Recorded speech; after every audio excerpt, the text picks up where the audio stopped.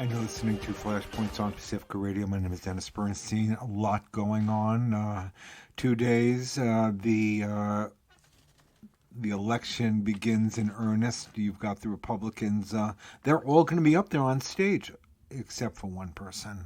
And guess who? But there's a lot going on the front lines in terms of the election theft, and a lot was happening in Atlanta. And I want to remind you that it's our own Greg Palast, the Election Crimes Bulletin, in which for years we've been pointing a finger, and Greg has been leading us to pay attention to what's going on in Atlanta and what this district attorney is capable of doing in the context of the RICO indictment. And, well, Greg, she did it, didn't she? There's a heck of a lot going on in Georgia, and as both the stories in the New York Times and in the Wall Street Journal have reported, the presidential election will come down once again to the state of Georgia. So a few things that we ought to know about what's going on. As you know, the latest, if you remember that film 10,000 Mules, which now Donald Trump, I think, talks about in every single one of his speeches, every single one, yes, saying that they have the proof, they have the names, they have the proof that the election was stolen in Georgia, that the groups that were, that there were organizations like Stacey Abrams Fair Fight, they imply that. They show a picture of Stacey Abrams, but they never say her group, paid black men, and it was all black men, by the way, according to them, paid $10 each to drop forged extra mail-in ballots into the ballot boxes. There was a problem with that, which is that they couldn't find a single extra ballot, even though they claimed that there was something like 250,000 extra ballots dropped into those Georgia drop boxes in Atlanta. That is about 70% of the mail-in vote in Atlanta apparently was forged. But they couldn't find one. But here's now where it gets fun. The state of Georgia Election Board has demanded that True the Vote give them the names of the insiders that told them that these organizations, which they are demanding that the state's demanding that they name, because they know that this is a felony crime, that they provide the names of the people who have this information that black people were paid $10 each to dump in these ballots. True the Vote has now claimed that these names are confidential, even though they don't claim that they are journalists to maintain confidentiality or that they're national security or police agency. Or they are witnesses to a crime, and they won't provide the information about the crime. It's as if, Dennis, you watched a bank robbery and said, "Oh, I know who committed the bank robbery," and the cop said, "Well, who did it?" And you say, "Well, I'm not going to tell you." I'm not telling you. I don't have to tell you. I'm not telling you. Also, I'm fascinated by the fact that supposedly Stacey Abrams, they showed the faces of Stacey Abrams, George Soros, and Mark Zuckerberg. Zuckerberg's especially interesting because he is a Republican that paid these $10 per voter to stuff these ballots. So I'm wondering why they would pay them $10 to individually stuff in drop box ballots into Georgia when all you have to do is, for 59 cents, put a stamp on it and stick it in the mailbox. In fact, I think that they're prepaid in Georgia, so you can dump 200 in a mailbox, and who would care? So why are they paying these guys to commit a felony crime? And by the way, every single drop box in Georgia has a camera on it so they can identify people. And there's one guy already, Mark Andrews, who remember that they had one guy in this film, as I've talked about, the 10,000 Mules. It would be a joke, except that this could determine our elections. This is the whole base of the Republican claims of massive voter fraud, and Trump's claim in particular. It's cited now in these indictments that he's saying that True the Vote is his source. Just to make the point, Greg, I want you to underline the point that there's a whole parallel structure as you tell this story in which they're propping up the heroes of Georgia. So yes, it's going to be, a whole bunch of disinformation, and then we're going to have the heroes of Georgia, and the current governor will be the next president. Okay, so here's the play.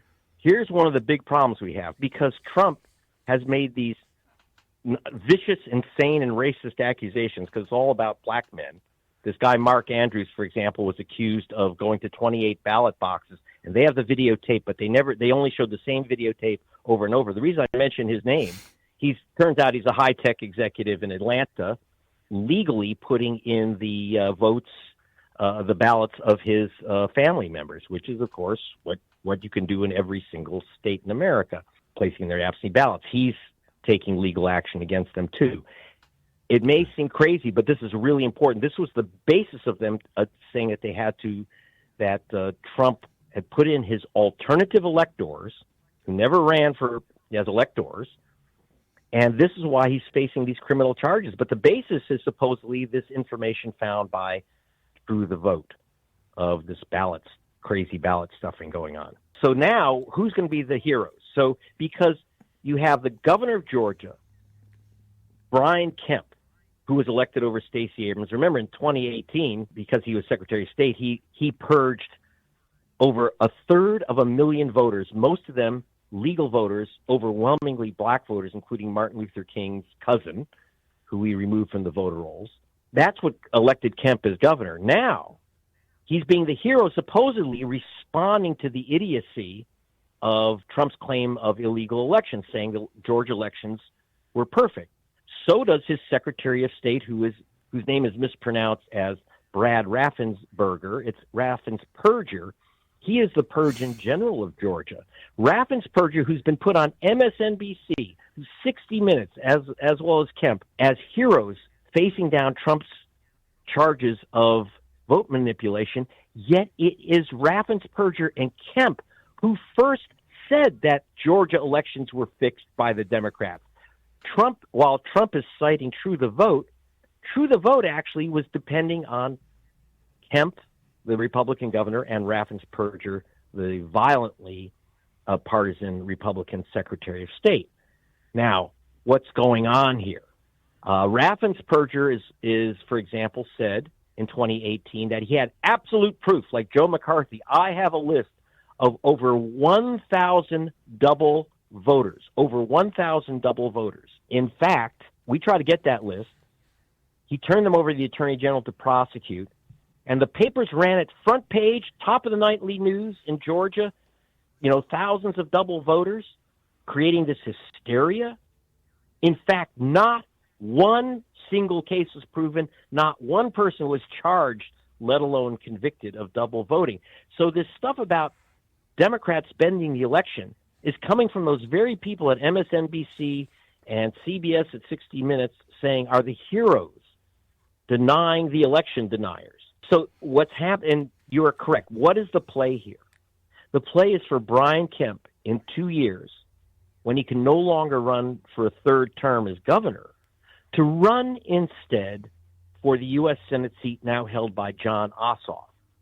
Because so many Democratic sources, New York Times, CBS, MSNBC, are praising Kemp, they're undermining Ossoff's chance of reelection. Jon Ossoff is one of the great progressive senators that we have. Not very well known in the rest of America, but he's, but important. They will knock him off. So you're going to end up with Democrats basically running Kemp's campaign for him against Ossoff. 2 years later, you can bet Brian Kemp, who's already said he's open to running for president, will be running as the Republican nominee 2 years after. And again, and I just to remind people that one of the amazing parts of your film, of the Vigilante film, your most recent film, I know you're working on some new stuff now, we're interested in that, but it shows the depth of racism and the history of these people who we're talking about as portrayed as heroes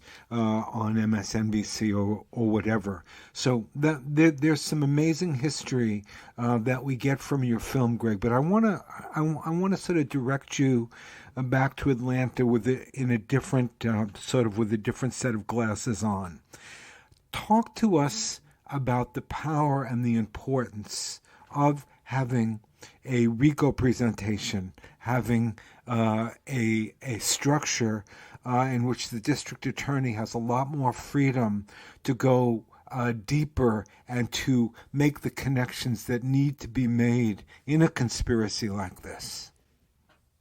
Well, yes. So to create RICO, and understand, I used to work with the U.S. Justice Department. I won the biggest RICO, civil RICO case in U.S. history against the nuclear industry. But I also worked in Georgia on their special Georgia Racketeering. RICO stands for Racketeer, Influenced, and Corrupt Organizations Act. It was originally designed to go after the mafia, because you could always get, the little guys. Mr. Big would order a hit, and the hit man would end up going to the electric chair. Well, Mr. Big was saying, I don't know, all I said is, gee, it's too bad that guy is still walking around alive. So they could never get Mr. Big. So they created a law to go after Mr. Big. But I pointed out to the Justice Department that Mr. Big can sometimes doesn't have to be some, it's like cartoon Italian out of The Godfather, but it could be a corporate Mr. Big. And we went after the Mr. Big in the nuclear industry. Now they're going after Mr. Big, the one who is in the Oval Office, the center of the spider web. Now that requires certain conditions. Number one, you have to have an enterprise. In other words, you have to have a mob. You have to have a mafia. And the enterprise complies, you might consider them the Keystone Cops Mafia, but it's Giuliani, it's Sidney Powell, it's the Georgia Republican Party, their chair. The state GOP chairman was involved, and the head of the Republicans in the Georgia legislature. Their main crime, while many crimes are listed, besides having this enterprise, that is this mob where they're working together, they have to be a conspiracy. Now, when we talk about conspiracy, some people, by the way, Dennis, call me a conspiracy nut, but at the Justice Department, I'm a conspiracy expert. What is a conspiracy? It's two or more people who do something in secret, contrive to do something against the law in secret. And that's what you had with Trump. Professor John Eastman of Pomona College, who came up with this he came up with actually a way that under the 12th Amendment of our Constitution, which is, our Constitution is shaky stuff for a democracy, which does allow for the vice president to actually choose slates of electors, and then you got to fight it out. And he was trying to get Pence to pick up the Trump electors in Georgia, Nevada, Arizona, and Michigan, and Wisconsin. And Pennsylvania was the other one, too. Pick those electors instead of the ones who actually won, and we're going to vote in the Electoral College for Joe Biden. But they couldn't get enough Georgians willing to say that Biden won, because after all, some of those people on those lists, have to live with their neighbors, and some of them are in swing districts, and that would create a backlash. So they looked for guys who claimed that they were duly elected electors who were never elected because they never ran. Well, that's a fraud. You're using the mail. So you have to have what are called predicate acts. I hope I'm not getting too legalistic, but you have to understand what's going on here. The predicate acts are they were filling out affidavits saying, I was elected to pick the president of the United States. Now, I have to say, Dennis, if it were you and me saying we were elected to pick out the president of the United States, I might be a little more forgiving. But I don't know these guys. They just claim, hey, I got elected, I picked the president. It might sound comical, but if Pence were more amenable, I think it would have worked. We came very close to a coup d'etat through these characters. That's why, it may seem like a joke now, but we came very close to what historians call a self-coup, where the sitting president basically refuses to leave office and manipulates himself back into office. Right. This is the action, by the way. This is what Tribe and that crew are making the point that in saying that Trump is no longer eligible because he demonstrated an action to set aside that determination, that the following the determination of the people, essentially. Yes, we do have while the Constitution has its problems, we have some fixes in it called the Bill of Rights.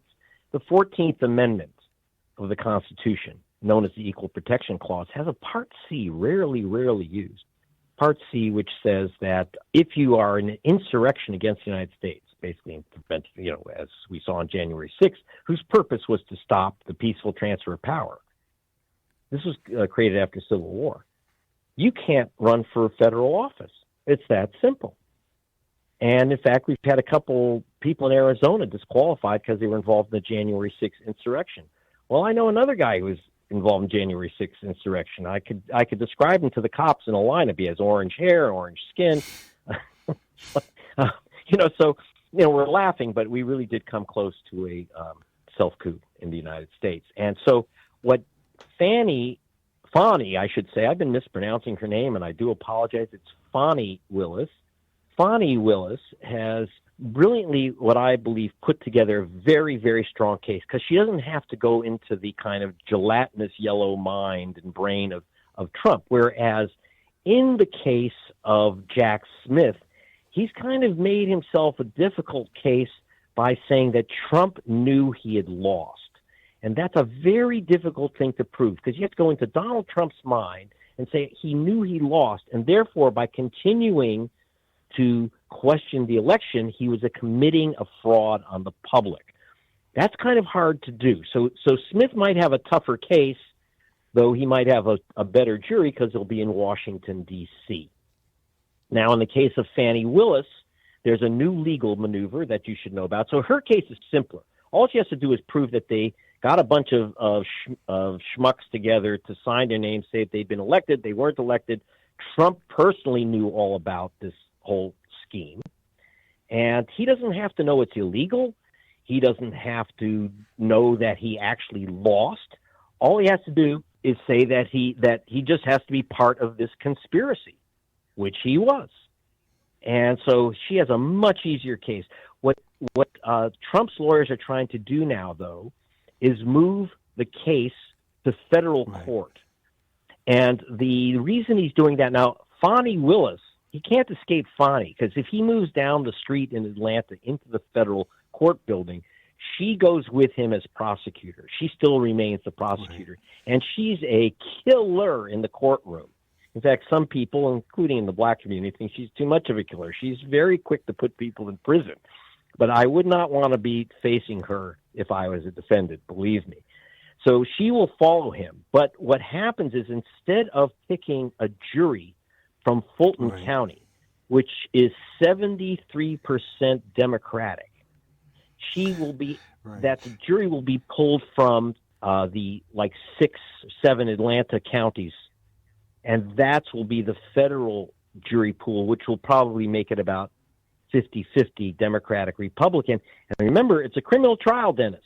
That means one single Trumpster on that jury can say, I don't care. Trump's my man. I'm not voting him guilty no matter what. And he walks. So that's why he wants to move it to federal court. That's the latest on that one. And I don't know if I'm the only person in the world that remembers the fact that the Rodney King beating jury situation, the move made all the difference in terms of the sentencing. Am I remembering that right? That is correct. I mean, so your venue is very important. I mean, if you go from basically Fulton County is the heart of Atlanta, it's going to be a black jury, it's going to be a Democratic jury, and it's going to be an urban jury. That is, Atlanta is kind of the San Francisco for the LGBTQ community in the South, outside of New Orleans. It's progressives. It's a big Asian American community. Basically people who are kind of are kind of partial to democracy and may not look kindly on an attempt to overthrow our government. If you go out to those collar areas in Cobb County, for those who've seen my film Vigilante, there's a woman in red at the beginning of the film who's personally challenged the right of 36,000 voters to vote, most of them black people. She's in Cobb County. She would be in that jury. She never met didn't know any of them. She just got this from this group, True the Vote. She got a bunch of names from them, and she just challenged black voters. There you go. That woman will now be in the jury pool if they can move it to, and people like her, if they can move it to the federal court. That's the big problem for Fani Willis, because Trump's lawyers, I have no doubt, if they're smart, and they seem to be smart, they're certainly smart enough to ask for all their fees in advance. They're doing quite well, given his situation. Yes. So I mean, he's definitely an ATM for lawyers. Assuming they're smart, and they are, they will try to find one juror that they can convince to stand, to just say, absolutely no, I don't care. It's kind of what they call the posse comitatus theory, that if you think a law is unjust or a prosecution's political, you can say innocent no matter what the judge says or what the law says. And that's Right. what they will be promoting. It's a very serious. So that little subtle thing, I've been giving you these technical legal details, but these are the things that make cases that put people in jail or let them skip home free. That's why I really wanted to talk to you, even though it seems like some of the old terrain we've gone over, this context is everything. And Greg, we're running out of time, and I do Yes. want to spend a few minutes having you talk about what you're working on now. You've been in Oklahoma. You've been on this beat about voter suppression and the electronic Jim Crow for ever now. So what's going on? What are you doing these days? Well, what we're seeing now, I was actually just in Oklahoma for producer George DiCaprio. As you know, Leonardo DiCaprio is about to release a film about the theft of oil from the Osage Native tribe in Oklahoma. And it's a story from the book It's called Killers of the Flower Moon, based on that book. But it ends in 1923. The Osage were the richest people in the United States and maybe in the world, the richest ethnic group, because they had discovered oil. Well, guess what? They took it away from them. How they do it? They put bullets in their head. They literally assigned a guardian. They called every native incompetent. Every Osage was called incompetent. They needed guardians. They assigned them guardians, and their guardians shot them, poisoned them, cyanide, dynamited one's house, etc. And they made themselves the beneficiaries of their estates. So they would become a guardian to an Osage, literally kill them, sometimes marry them and shoot them, so that they could make sure that they got the money. Now, but that ended 100 years ago. So DiCaprio's family was very concerned, as was I, that it would be seen, and so were the chief standing bearer of the Osage. It would be seen as something that's long past, stealing oil and poisoning indigenous people. Well, it's kind of continued on for the next 100 years. And at the center of it, I don't want to give away too much, but the center of theft is our couple brothers named Coke.